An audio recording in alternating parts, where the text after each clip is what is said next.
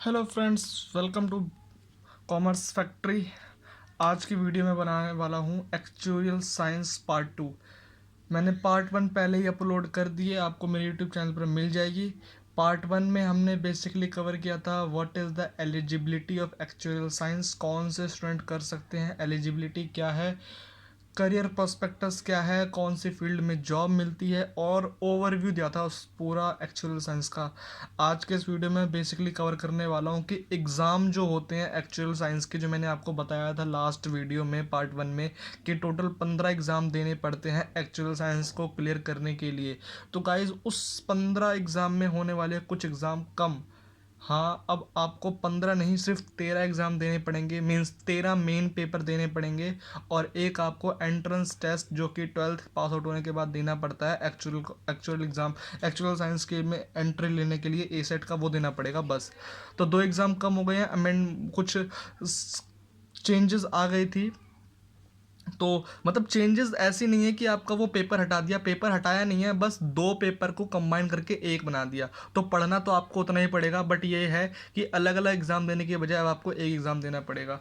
तो आज की इस वीडियो में आपको कवर करूँगा कि कितने एग्ज़ाम आपको देने पड़ेंगे, एग्ज़ाम मतलब कौन कौन से सब्जेक्ट हैं, और ये भी बताऊँगा कि मतलब टफनेस लेवल क्या होता है उस सब्जेक्ट का, ये भी मैं आपको क्लियर करूँगा। तो चलिए स्टार्ट करते हैं।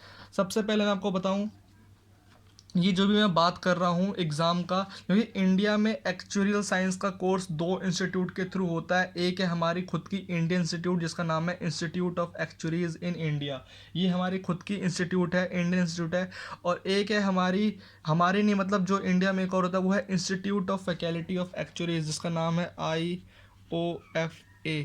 अब institute of faculty of actuaries और institute of actuaries in India, इन दोनों इंस्टीट्यूट के बीच में एक MOA, memorandum of authority signed है, मतलब एक MOA साइंड है इनके बीच में कि किसी भी बच्चे ने IUFA से कोई पेपर दिया है तो उसको इंडिया वाले इंस्टीट्यूट में एग्जाम्प्ट हो जाएगा वो पेपर, और किसी ने अगर इंडिया वाले इंस्टीट्यूट से पेपर दिया है तो उसको IUFA वाले में एग्जाम्प्ट हो जाएगा। अगर किसी ने IUFA से एक्चुअल साइंस की डिग्री ली है तो इंडिया में उस डिग्री की वैल्यू सेम है जो एक्चुरीज सोसाइटी, मतलब जो institute of actuaries in India देती है।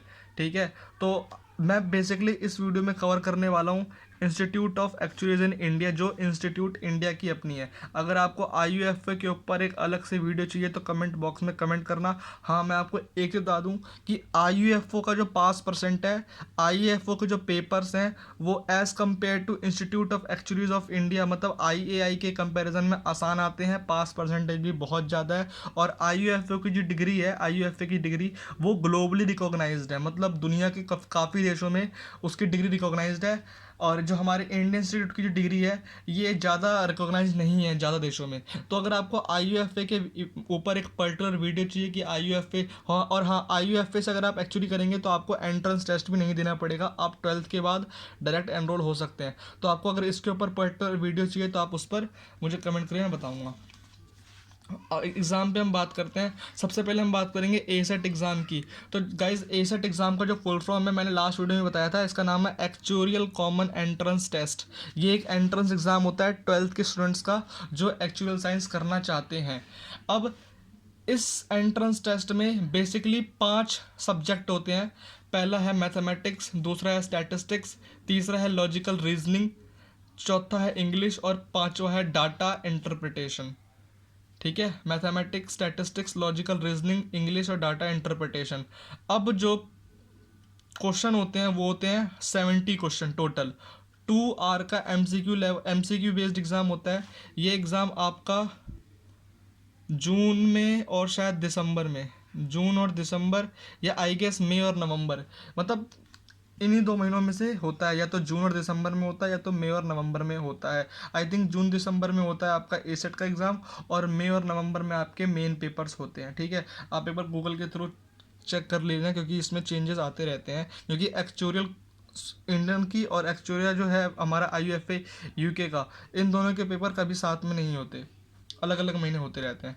ठीक है, 2 बार का एग्जाम है, एमसीक्यू बेस्ड लेवल एग्जाम है, 70 क्वेश्चन होते हैं जिसमें आपको 1 मार्क के क्वेश्चन मिलेंगे, 2 मार्क के क्वेश्चन मिलेंगे और 3 मार्क के क्वेश्चन भी मिलेंगे। ठीक है, ये था हमारा ए सेट का। इसमें मैं आपको बता दूं, इतना जो क्वेश्चन है ये हमारा 55% कवर करता है और इंग्लिश और डाटा इंटरप्रिटेशन हमारा 45% कवर करता है। ठीक है, अब हम आते हैं मेन पेपर पे। मैंने आपको प्रीवियस वीडियो में बताया था जो मेन पेपर होते हैं वो हमारे टोटल 15 होते हैं, जिसमें से 9 होते हैं सीटी, 3 होते हैं सीए, एसटी होते हैं 2 और एसए होते हैं 1।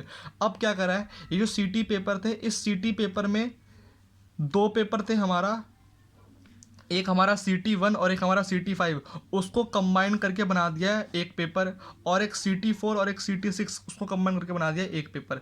यानी टोटल 4 पेपर थे, 4 को कंबाइन करके बना दिया 2 पेपर, यानी हमारे 2 पेपर अब कम हो गए। तो इस तरह से हमारा CT पेपर जो था उसका नाम चेंज कर दिया, कोर प्रिंसिपल्स पेपर कर दिया। जो CA पेपर था उसका नाम चेंज करके कोर प्रैक्टिस पेपर कर दिया। जो ST था उसका नाम चेंज करके स्पेशलाइज प्रिंसिपल कर दिया, स्पेशलिस्ट प्रिंसिपल। और जो SA था उसका नाम कर दिया स्पेशलिस्ट एडवांस पेपर। ठीक है, तो नाम चेंज करा है। ठीक है, बाकी जो हमारा institute of faculty of actually है वहाँ पर सेम है। ठीक है, अब कोर प्रिंसिपल पेपर जैसे सिटी में मैंने कहा था 9 थे, अब उसको कम करके कर दिया है 7 पेपर। ठीक है, वही जो मैंने आपको बताया नीचे, 4 को कम करके 2 कर दिया है। CA पेपर हमारे अभी भी उतने ही हैं, 3 पेपर ही हैं। ST पेपर जो हमारे ST थे पहले वो 2 पेपर ही है, और जो स्पेशलाइज एडवांस है ये 1 पेपर भी। अब ये पेपर कौन कौन से मैं आपको नीचे बताऊंगा। ठीक है, इसलिए मैंने आपको बताया कि टोटल अब कम करके कितने हो गए, टोटल सिर्फ 13 पेपर हो गए। पहले कितने थे, 15 पेपर थे, अब सिर्फ 13 पेपर रह गए। अब मैं बता रहा हूँ मेन पेपर कौन कौन से हैं, उनके नाम। सबसे पहले मैं बताऊंगा कोर प्रैक्टिस पेपर, जो 7 हैं। इसमें पहला पेपर है आपका कोर फाइनेंशियल मैथमेटिक्स। गाइस ये जो पेपर है कोर फाइनेंशियल मैथमेटिक्स, ये पूरी मैथमेटिक्स है। इसमें आपको ट्रिग्नोमेट्री सॉरी, इसमें आपको इंटीग्रेशन, डेरिवेटिव्स, बहुत सारे ऐसे चीज़ें मिलेंगी जो आपने 11th-12th में हल्का सा टच किया था मैथमेटिक्स का, वो यहाँ पे आपको बहुत डीप में पढ़ने को मिलेगा। ये पेपर काफ़ी टफ होता है। टफ तो नहीं बोलूँगा, टफ इजी कुछ नहीं होता, कोई भी कर लेगा। बट हाँ, अगर मैं बोलूँ कि ये पेपर में पास परसेंट के हिसाब से सबसे कम पास परसेंटेज, मतलब कम पास परसेंट होता है इस पेपर में, कोर मैथमेटिक्स से पूरा का पूरा ये। ठीक है, फाइनेंशियल लगा दिया, मतलब ये रिलेटेड टू इन्वेस्टमेंट होगा, related to risk and return होगा, बट इसमें जो टूल्स हम यूज़ करेंगे वो पूरे मैथमेटिक्स के यूज़ करेंगे। जो दूसरा पेपर है वो है हमारा फाइनेंशियल रिपोर्टिंग। ये जो पेपर होता है हमारा, ये पूरा अकाउंट्स होता है। ठीक है, उसके बाद हमारा होता है अगला paper probability and mathematical statistics. ठीक है, ये इसमें हमारा पूरा स्टैटिस्टिक्स होता है। उसके बाद एक पेपर है हमारा कोर स्टैटिस्टिक्स, इसके अंदर भी हमारा स्टैटिस्टिक्स होता है। तो आपको शुरू के 3-4 पेपर को देख के पता लग गया होगा कि अगर आपको एक्चुअली करनी है तो जो फील्ड आपके लिए सबसे अच्छा होगा वो है आपका कॉमर्स विद मैथ। अगर कोई 10th का बच्चा ये वीडियो देख रहा है और उसको करना है फ्यूचर में एक्चुअल साइंस, तो उसको कॉमर्स विद मैथ लेना चाहिए, क्योंकि कॉमर्स विद मैथ लेने पर उसका मैथमेटिक्स भी का पोर्शन भी हो रहा होगा और अकाउंट्स का, इकोनॉमिक्स का भी पोर्शन हो रहा होगा। क्योंकि इस एक्चुअली के कोर्स में हमारे बेसिकली 3-4 टॉपिक कवर होते हैं, जो है mathematics, accountancy, economics and finance. Finance आप 12th तक नहीं पढ़ते, फाइनेंस आपको 12th के बाद ही पढ़ाया जाता है, कोई प्रोफेशनल कोर्स होगा तो। लेकिन फाइनेंस पढ़ने के लिए भी आपको अकाउंटेंसी का और इकोनॉमिक्स का नॉलेज होना चाहिए। ठीक है, तो 4 पेपर मैंने आपको बताया, core finance mathematics, core financial mathematics, financial reporting, probability and core statistics. फिर है आपका बिजनेस इकोनॉमिक्स, फाइनेंशियल इकोनॉमिक्स और बिजनेस अवेयरनेस। ठीक है, बिजनेस इकोनॉमिक्स और फाइनेंशियल इकोनॉमिक्स दोनों में बहुत जमीन आसमान का डिफरेंस है। ठीक है, ये इकोनॉमिक्स देख के ये मत समझना कि दोनों सेम है। अब हम आते हैं हमारे कोर प्रैक्टिस पेपर पे। इसमें सबसे पहला हमारा टॉपिक है एक्चुअल रिस्क मैनेजमेंट। ये जो पहला पेपर है ना, एक्चुअल रिस्क मैनेजमेंट, ये सबसे, मतलब पूरे एक्चुअल साइंस का सबसे बड़ा पेपर है। पूरे एक्चुअल साइंस का सबसे बड़ा पेपर होता है, सबसे ज़्यादा कोर्स इसी के अंदर है, कवर होता है एक्चुअल साइंस का। ठीक है, इस पेपर को पास करने के बाद आपकी सैलरी, मान लो अगर आप वर्किंग में हो, अगर आप, होता है ना कोई कोई बच्चे 3-4 पेपर CP के निकाल के वर्किंग में लग जाते हैं, तो जैसे ही आपने रिस्क मैनेजमेंट का पेपर क्लियर किया ना, तो आपका जो पे आउट है एकदम से बहुत बढ़ जाएगा, 1-2 लाख से एक ही बार में बढ़ जाएगा। ये पेपर सबसे ज़्यादा इंपॉर्टेंट है, एक्चुअल रिस्क मैनेजमेंट। इसके बाद है हमारा model documentation analysis and report. इसमें बेसिकली केस स्टडी बेस्ड होता होगा, कुछ होता होगा, मुझे इसके बारे में कोई नॉलेज नहीं है। उसके बाद हमारा कम्युनिकेशन प्रैक्टिस। ठीक है, ये 3 पेपर हमारे CP में थे, फिर CP कोर प्रैक्टिस पेपर्स। अब है अगला स्पेशलाइज स्पेशल प्रिंसिपल पेपर, ठीक है, स्पेशलिस्ट प्रिंसिपल पेपर। इसमें आपको टोटल 9 पेपर का ऑप्शन मिलता है। इन 9 पेपर में से आपको कोई 2 पेपर चूज़ करना है बस। आपको 9 के 9 नहीं देने, आपको इन 9 में से कोई 2 चूज़ करना है। बेसिकली क्या होता है कि बच्चे ये कोर प्रैक्टिस और कोर प्रिंसिपल देने के बाद, कोर प्रैक्टिस और कोर प्रिंसिपल पेपर देने के बाद है ना, बच्चों को अपना इंटरेस्ट एरिया पता लग जाता है कि उनको आगे चल के किस एरिया में अपनी जॉब को कंटिन्यू करना है, किस एरिया में उनको अपना प्रोफेशनल डिग्री किस एरिया में चाहिए। क्योंकि एक्चुअल में क्या होता है, एरिया डिवाइडेड है। या तो आपको हेल्थ केयर में जाके जॉब करनी है, या तो आपको इंश्योरेंस में जाके जॉब करनी है, या तो आपको इन्वेस्टमेंट में जाकर जॉब करनी है, तो आपको फाइनेंस में जाकर जॉब करनी है। तो बच्चा है ना अपने आप को अपना अपना इंटरेस्ट एरिया पता कर लेता है। तो ये जो 9 पेपर है ना, हमारे जो 9 पेपर का ऑप्शन होता है, इन 9 पेपर के ऑप्शन में आपको अपने इंटरेस्ट एरिया के हिसाब से कोई 2 पेपर सेलेक्ट करने पड़ते हैं। तो इसमें ऐसा आपको ऑप्शन मिल जाएगा हेल्थ एंड केयर में, जैसे हेल्थ एंड केयर का, फिर एक मिल जाएगा लाइफ इंश्योरेंस का, फिर एक मिल जाएगा जनरल इंश्योरेंस का, एक पेंशन फंड का। ये जो है ना टॉपिक, ये बेसिकली आप इसमें पढ़ोगे वही सब जो आपने कोर प्रैक्टिस में कोर प्रिंसिपल में पढ़ा है, पढ़ोगे आप यहाँ पे भी वही पेपर, ये वही सब थोड़ा डीप में पढ़ोगे, थोड़ा केस स्टडी बेस पढ़ोगे, थोड़ा क्या बोलते हैं उसे, थोड़ी एडवाइजरी के पॉइंट ऑफ व्यू से पढ़ोगे कि आपको किसी को एडवाइस करना है, उसके पॉइंट ऑफ व्यू से पढ़ोगे। जिस जिस सेक्टर को आपने चूज़ किया उस पर्टिकुलर सेक्टर के पॉइंट ऑफ व्यू से पढ़ोगे तो वही चीज़, बस यहाँ पे क्या हो जाएगा, सेक्टर डिवाइड हो जाएगा। आपको जो मेन नॉलेज चाहिए थी ना, वो आपने कोर प्रैक्टिस में और कोर प्रिंसिपल में ले ली। अब आपको जो स्पेशलाइज नॉलेज चाहिए ना किसी पर्टिकुलर फील्ड का, जिस फील्ड में आपको आगे अपना करियर बनाना है, वो नॉलेज आपको यहाँ से मिलेगी। तो यहाँ पे 2 पेपर आपको चूज़ करने 9 में से, health care, life insurance, general insurance, pension fund, financial investment part a, financial investment part b, capital modelling, general insurance में प्राइसिंग, एंटरप्राइज रिस्क मैनेजमेंट। तो ये 9 ऑप्शन मिलेंगे। इन 9 ऑप्शन में से आपको 2 चूज़ करने हैं। अगर आपको फाइनेंस चूज़ करना है तो इसका ए और बी दोनों चूज़ करना पड़ेगा। अगर आपको इंश्योरेंस चूज़ करना है तो आपको लाइफ इंश्योरेंस, जनरल इंश्योरेंस मिल जाएगा, या फिर आप लाइफ के साथ पेंशन ले सकते हैं, फिर जनरल के साथ पेंशन ले सकते हैं, वो आपकी मर्जी है, ठीक है। जनरल इंश्योरेंस में एक ये भी है और एक जनरल इंश्योरेंस प्राइसिंग भी है, तो क्या पता आपको ये दोनों लेना पड़ जाए। वो आपको नॉलेज हो जाएगी जब आप इस लेवल तक पहुंचोगे, तो आपको पता लग जाएगा कि आपका इंटरेस्ट किस एरिया में और आपको कौन सा पेपर लेना है। ये आप इनिशियल स्टेज पे फिक्स नहीं कर सकते अपना कि आपको इसी में जाना है या आपको यही पेपर चूज़ करना है। उसके बाद आता है हमारा स्पेशलिस्ट एडवांस पेपर, जो हमारे पास 6 पेपर होते हैं। इसमें से आपको कोई एक पेपर चूज़ करना है जो जिसमें आपको अपनी स्पेशलाइज करनी है। यहाँ पे आपने 2 किया अपने स्पेशलाइज के हिसाब से, अब आपको यहाँ पे सिर्फ 6 ऑप्शन मिलेंगे।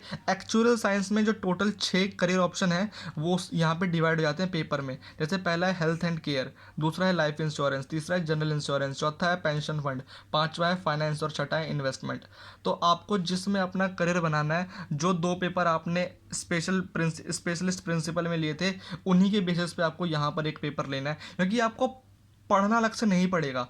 अगर आपने ये 9 पेपर और ये 3 पेपर 12 पेपर पहले क्लियर किए, आपने अपने इंटरेस्ट के हिसाब से वो 2 पेपर यहाँ पे चूज़ किया, पढ़ना आपको यहाँ पे यही सब है, मिक्स में यही सब पढ़ना पड़ता है। बट क्या होता है, थोड़ा केस बेस आ जाता है, थोड़ा उस पर्टिकुलर इंडस्ट्री के रेलिवेंट में आ जाता है। और यहाँ पे भी आपको कोई एक वो चूज़ करना है जो आपने अपना, जिसमें आपको अपना स्पेशलाइज करना है, ठीक है। तो सारा मिक्स होकर आपको यहाँ पढ़ना पड़ेगा, थोड़ा डीप में और पढ़ना पड़ेगा, थोड़ा रिपोर्टिंग के हिसाब से पढ़ना पड़ेगा, किसी आपको रिपोर्ट करना है, किसी को आपको एडवाइजरी देनी है, उसके हिसाब से पढ़ना पड़ेगा। तो टोटल ये होते हैं यहाँ पे 7 के 7 पेपर आपको देने पड़ते हैं, यहाँ पे 3 के 3 आपको देने पड़ते हैं। इनके साथ आप वर्क भी, क्योंकि एक्चुअल साइंस में क्या है, आपको 3 साल का वर्किंग एक्सपीरियंस चाहिए ही चाहिए, तभी आपको फेलो की डिग्री मिलेगी 15 के 15 पेपर क्लियर करने के बाद। अगर आपने 15 पेपर क्लियर भी कर लिए टोटल, ओ 15 सॉरी, अब तो 13 ही बच गए, टोटल 13 पेपर क्लियर भी कर लिए और आपके पास वर्किंग एक्सपीरियंस नहीं है 3 साल का, तो आपको डिग्री नहीं मिलती।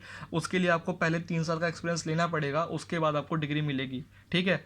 तो बच्चे क्या करते हैं, को सीपी पेपर निकाल दिया 3-4 और जॉब स्टार्ट कर देते हैं। जॉब स्टार्ट करते ही उनको अपना कोर एरिया पता लग जाता है, अपना इंटरेस्ट एरिया पता लग जाता है, उसी एरिया में फिर वो अपना एक्चुअल साइंस का फील्ड में करियर बनाते हैं।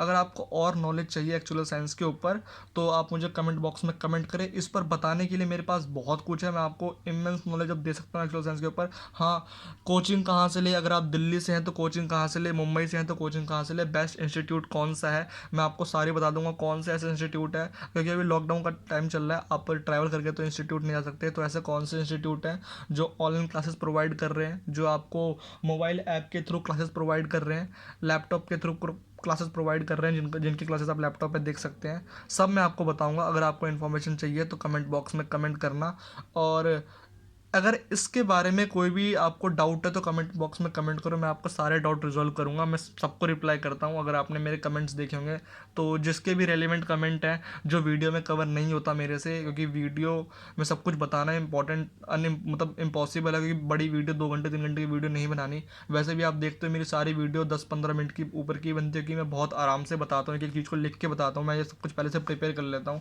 ताकि मैं भी ना भूलूँ बताना है क्या क्या है। ठीक है, अभी इनिशियल स्टेज पर मेरा चैनल भी है तो अभी इतने व्यूज़ भी नहीं आते, फिर भी कोई बात नहीं, आप शेयर करें अपने दोस्तों के साथ, उन सबके साथ शेयर करें जिनको इनके बारे में नहीं पता।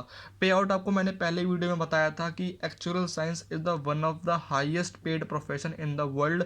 इसमें आप इनिशियल लेवल पे स्टार्टिंग के फेज़ में 3-4 पेपर क्लियर करती है, आप 4 से 5 लाख के पे आउट से स्टार्टिंग कर सकते हैं। और 3 साल का एक्सपीरियंस ले लिया और क्या बोलते हैं 13 के 13 पेपर क्लियर कर लिए, फेलो की डिग्री मिल गई, आपके पास इतना पे आउट है ना, तो इतनी सीटीसी मिलेगी ना आपको, इतनी सैलरी मिलेगी कंपनीज के थ्रू, आप सोच भी नहीं सकते। मतलब 10 लाख 20 लाख तो बहुत छोटी चीज़ होगी, इतना पे आउट आपको मिलेगा। बट ये हार्ड वर्क भी बहुत है, काम के साथ साथ आपको पेपर भी हाँ, एक इंपॉर्टेंट क्वेश्चन बच्चे बार बार पूछ रहे थे मेरे से कि कितने पेपर देने होते हैं एक बार में, क्योंकि यहाँ पर क्या है ना, ये नहीं है कि 7 के साथ एक बार में देने हैं, 3 एक बार में देने नहीं, ये आप पे डिपेंड करता है कि आप कितना पेपर एक बार में पढ़ लेते हो, कितना पेपर एक बार में दे सकते हो। बट इंस्टीट्यूट ने क्या कर रखा है, इंस्टीट्यूट ने बाउंडेशन लगा रखी है कि आप एक अटेम्प्ट में, जैसे कि एक्चुअल का जो अटेम्प्ट है ना साल में 2 बार होता है, एक मई में एक नवंबर में, तो आप एक अटेम्प्ट में 3 से ज़्यादा पेपर नहीं दे सकते। ठीक है, अगर आप मई में पेपर दे रहे हो तो 3 पेपर दोगे, फिर मई के बाद नवंबर में दे रहे हो तो 3 पेपर दोगे, 3 से ज़्यादा नहीं दे सकते। ठीक है, तो अगर ऐसे देखा जाए तो 3 पेपर अगर एक बार में दे सकते हो और आप एक बार में क्लियर कर सकते हो तो 4th या 12 यानी 2 से 2.5 साल के अंदर आपके टोटल 13 के 13 पेपर क्लियर हो जाएंगे, अगर आपने एक बार में सारे पेपर क्लियर कर लिए तो आप मानो एक बार में आपने सारे पेपर क्लियर कर लिए तो 2.5 ईयर्स, और एसेट के मान लो 5.5 ईयर, क्योंकि एसेट 12th के बाद ही हो जाता है, तो लगभग लगभग 3 साल ये, और 3 साल का वर्क एक्सपीरियंस, 6 साल आपको देना है। इस 6 साल में, इस 3 साल के वर्क एक्सपीरियंस में आप एवरेज मान लो कि आपको 5 लाख का पैकेज तो मिलेगा, यानी 15 लाख तो आपने यहाँ से कमा लिया। और ये 6 साल लगाने के बाद, 3 साल का वर्क एक्सपीरियंस लेने के बाद और 13 के 13 पेपर क्लियर करने के बाद, आप, मेरी गारंटी है कि कम से कम 20 लाख का पैकेज तो लोगे, 20 लाख का मिनिमम। ठीक है, 20 लाख का पैकेज स्टार्टिंग लोगे, 20 लाख से कम का पैकेज आपको नहीं मिलेगा। ठीक है, और अगर आपने ये भी कर दिया और 3-4 साल का एक्सपीरियंस भी ले लिया तो मैं गलत नहीं हूँ, आपकी सैलरी करोड़ों में भी जा सकती है, बशर्ते आपके पास नॉलेज होनी चाहिए, आपके पास एबिलिटी होनी चाहिए अपने आप को एनहांस करने का। इस पर्टिकुलर फील्ड में पैसा बहुत है, बच्चों को पता भी नहीं है। इंडिया में टोटल 500 से 600 प्रोफेशनल्स हैं जो फेलो हैं अभी एक्चुअली में, क्योंकि बहुतों को नहीं पता है इसके बारे में, और बहुत ऐसे हैं जिन्होंने IUFA से किया था और वो इंडिया से बाहर जाके शिफ्ट हो गए हैं, इंडिया में नहीं है। ठीक है, अगर आपको ग्लोबल डिग्री, मतलब अगर आपको इंडिया से बाहर शिफ्ट होना है, आपको US जाना है, UK जाना है, तो उसके लिए भी ये प्रोफेशन बहुत अच्छा है। आपको और नॉलेज चाहिए तो कमेंट बॉक्स में कमेंट करना, मैं इसके ऊपर और वीडियो बनाऊंगा टॉपिक्स के ऊपर। अगली वीडियो जो मेरे आने वाली है वो हमारी कोचिंग इंस्टीट्यूट, या फिर कोचिंग कैसे ले, कहाँ से ले, फीस कितनी है कोचिंग की, इन इंस्टीट्यूट की फ़ीस कितनी है, पेपर एग्ज़ाम फीस कितनी है, सब मैं अगली वीडियो में कवर करूँगा। पार्ट 3 इसका आएगा, इसके बाद पार्ट 4 आएगा, पार्ट 5 आएगा, जो टोटल 4-5 पार्ट आएंगे टोटल, सारे देखना, आपके सारे डाउट क्लियर हो जाएंगे। और नहीं, फिर भी अगर आपका रेलिवेंट डाउट है जो आपको एट अ टाइम क्लियर करना है तो आप कमेंट बॉक्स में कमेंट करना, मैं वो भी क्लियर कर दूंगा। ठीक है guys, stay connected with us. और हाँ, अगर आपने सब्सक्राइब नहीं किया, सब्सक्राइब करो, शेयर कर देना अपने सारे दोस्तों के साथ ताकि उनको भी नॉलेज मिल पाए। Stay connected with us. जय हिंद, जय भारत।